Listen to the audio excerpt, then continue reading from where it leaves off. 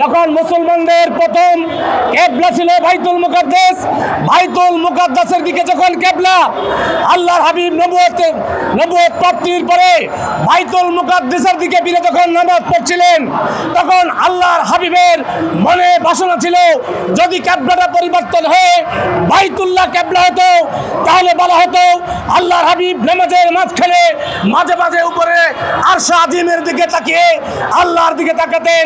রব্বে করিম জিব্রাইলকে পাঠালেন, জিব্রাইল যাও, আমার হাবিবের মন চায় বাইতুল্লাহ কেবলা পরিবর্তন করে খানায়ে কাবাকে কেবলা বানানোর জন্য, যাও তুমি আয়াত নাজিল করে দাও, এখন থেকে আল্লাহর হাবিব যেটাকে কেবলা করে নামাজ পড়তে চায় সেদিকে হবে মুসলমানদের কেবলা। ঠিক নয় কি? কিন্তু তার আগে মুসলমানদের কেবলা ছিল বাইতুল মুকাদ্দাস। যে আমার একটু আগে রফিকুল ইসলাম জামাল ভাই যে বক্তব্য দিয়েছেন যে বাইতুল মুকাদ্দাসকে আশেপাশে ফিলিস্তিনে ইহুদিদেরকে রিফিউজি হিসেবে থাকতে দেওয়া হয়েছিল, সেই ইহুদিরা আজকে গাজা এবং ফিলিস্তিন থেকে মুসলমান নারী, শিশু, আবাল, বৃদ্ধা, বনিতা সকলকে নির্বিচারে হত্যা করছে।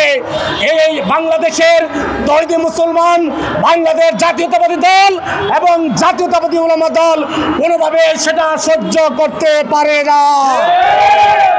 আমরা যদিও ছিলেই এই গাজা এবং ফিলিস্তিনে যদি এই গণহত্যা বন্ধ না হয়, যদি ফিলিস্তিন এবং গাজাকে স্বাধীন করে দেওয়া না হয়, যদি ইহুদিদের আধিপত্য বন্ধ করা না হয়, তাহলে আমরা বাংলার জমিন থেকে সেই ফিলিস্তিন পুনরুদ্ধারের জন্য সকল ধরনের আন্দোলন সংগ্রামে আপনারা কে কে রাজি আছেন? হাত তুলে দেখা।